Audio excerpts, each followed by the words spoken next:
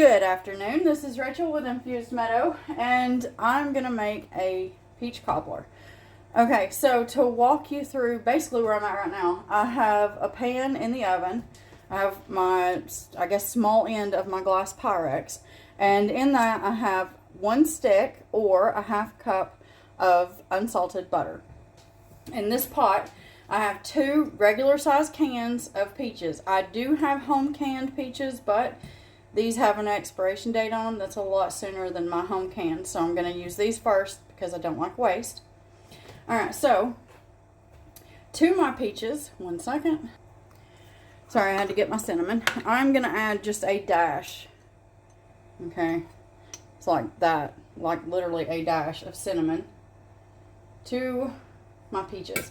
Now your peaches should be in a simple syrup. That's usually how they're canned. Don't drain that. We're going to put this on the stove and we just want to heat them. Okay, that's it. So I'm going to get these on the stove. We're going to get these heating and I'll be right back.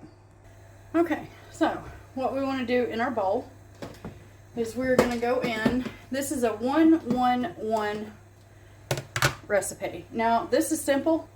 I know that there are some people out there that have changed the recipe over time, and if I'm honest, some have made it more complicated than what it needs to be. I'm just saying you can do a simple version, which is what I'm doing, or you can do the more complicated versions if that's what you want. You do whatever you like in your kitchen, which is exactly what I'll do, what we like in my kitchen.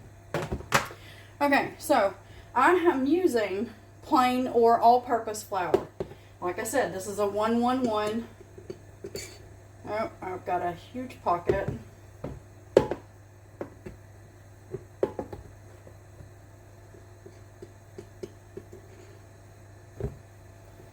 So, it's 1 cup of flour, 1 cup of sugar, to 1 cup of milk. However, 1 second.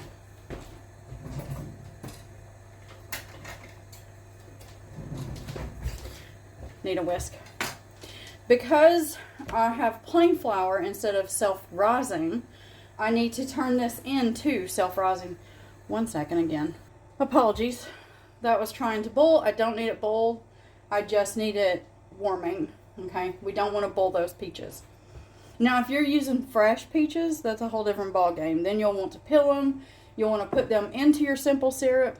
And then you'll want to cook them for just a little bit. You know, like maybe 5 minutes, fork tender. And then you'll use those into your cobbler. Anyway, so to turn this into self-rising flour, what I need to do is, where's my salt? I'm going to go in with 1/4 teaspoon of salt. Whatever salt you have. So if you have plain or all-purpose flour at home and you want self-rising, then you'll add your 1/4 teaspoon of salt. Now I have a 1/2 teaspoon measure because I was using this for something else that I was doing this morning. So I need 1½ teaspoons of baking powder, not baking soda. So that 3 makes 1½ teaspoons. And we're going to go ahead and whisk this really, really well. We want everything nice and combined. Now, I just pulled my pan out of the oven. So, as you can see, I have it on a cloth. Why? Because my countertop is cold. Even though it is Pyrex, and Pyrex is known to be the best glass that you can get for both oven, refrigerator, just putting some in on the countertop, you know, because they come, normally they come with lids. This particular set that I bought was a set of 3, no lids. But I don't care. I love my Pyrex. Anyway, I'm not sponsored. They work really well. So I will toot the horn of anything that works well. Okay. That will hopefully help you so that you don't buy something that lasts 5 minutes.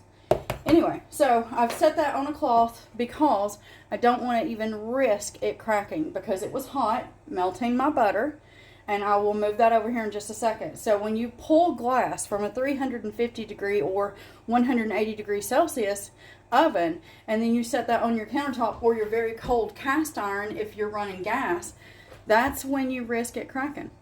or you've bought poor glass. There's that. All right, let me pause this. I'm going to move this over and then we'll be right back. Okay, so I've turned my peaches up just a little because I want them nice and warm when I add them into all this. You'll see it may look like a clutter. I have made enchilada sauce this morning. I've done a video for that. We're having chicken enchiladas tonight. So if you're curious on that at all, I've done a video showing you shredded Mexican chicken. And so all you'll do is make the enchilada sauce, which is also a separate recipe. I'm sorry, a separate video. And then you'll just put those together in your tortilla shells and you'll add some shredded cheese, whichever one you like.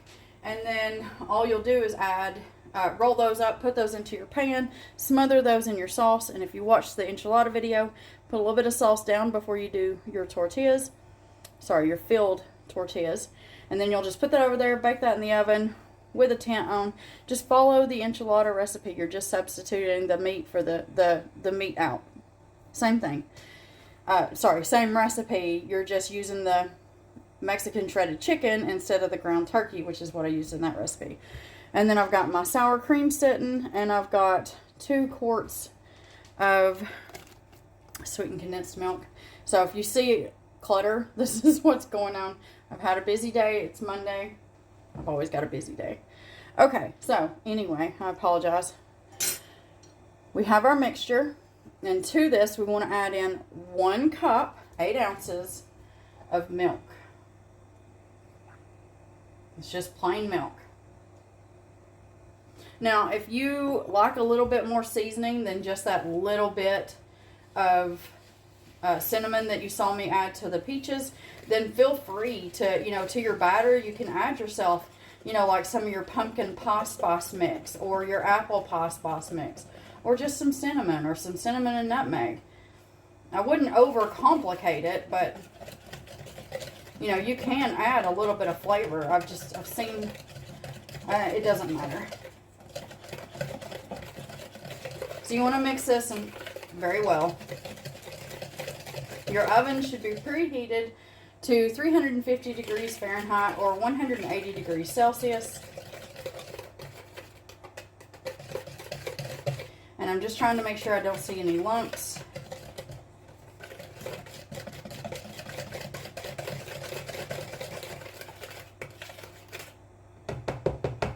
This is a thin batter.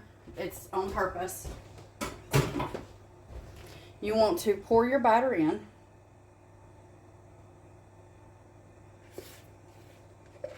You can double this recipe if you want to make a larger cobbler. It's just me and my husband. There's no point in me making a huge cobbler.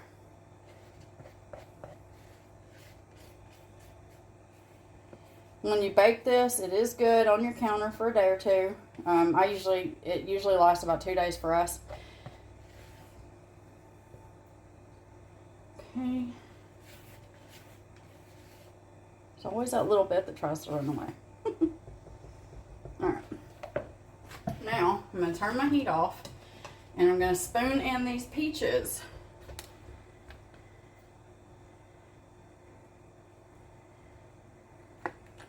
You want to try to get as even amount of peaches as possible, so that each bite has peaches in it. You don't want just batter.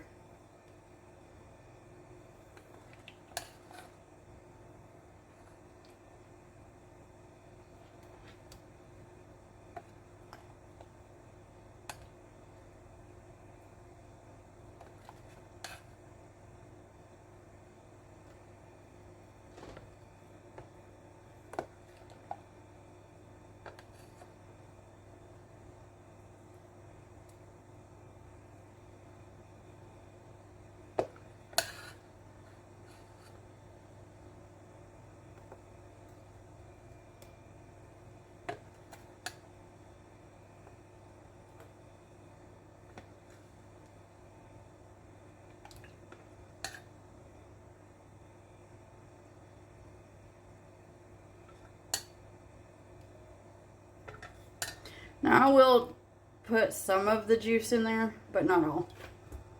There's no point. Alright, we're going to get this in the oven. 1 second. Okay, so it's in the oven. Okay, depending on the size pan and the thickness, the thickness that your batter is going to end up. So like for this pan, I've set my timer for 37 minutes. Normally, you're looking for 40 to 45 minutes. Now, if you do this in a cast iron skillet, let's say like a typical 9 or a 10-inch cast iron, you may need more, towards the 50 to 55 marker. Again, see, it's just like with a cake, or, you take a cake recipe and then you cut it down into cupcakes. Well, the cake may take you an hour, but the cupcakes are going to take you anywhere between 18 to 22 minutes. So it all depends. But if you're using a pan like that one, then you want to just keep an eye. Start checking it around 37 minutes. It could take you upwards of 45. It also depends on what you're baking it in. Glass, aluminum, ceramic, stainless steel. Each thing plays a role. So I'm going to stick with check it around 37 minutes. But if you're used to baking, then you know how this next part goes. If you smell it, you're really, really smelling it, go ahead, pull it out, toothpick test it. Look for just batter. You'll see it'll bubble up. I'll show you when it's done. But you'll just stick it in and make sure no wet batter comes out on your toothpick, okay? So I'm going to get all this cleaned up and we'll be back. So while I'm waiting on that, it's only been in there 7 minutes, but I wanted to mention this. If you don't want peach cobbler, you don't have to have peach. You can do cherry. Look for simple syrup. Don't look for pie filling, okay? It's not the same thing. But with apples, it's a little different. So let's say you want an apple cobbler, not an apple pie. You can use, as long as it's the nice sliced apples, you can use that. You'll just want to add maybe a little bit of water, because you do need some of that liquid in there. It creates lovely syrup pockets around your fruit, and that's part of what makes cobbler so good. Now, if you have apples and you don't have canned, or let's say you haven't canned your own, you can take your apples, peel them, slice them into your wedges, and then if you want to go simple, just take yourself a pan, add some butter. This will depend on how many apples you're doing, okay? So let's start with, 3 apples. You'll want at least 2 to 3 tablespoons of butter. You're going to throw your apples in there, and you're going to add about 1/4 cup of brown sugar, a pinch of cinnamon, and if you want, just some freshly grated nutmeg across the top.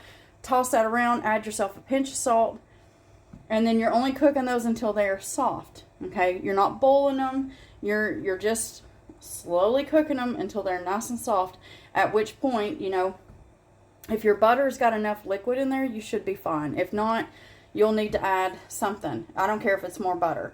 If you like, I would not add oil.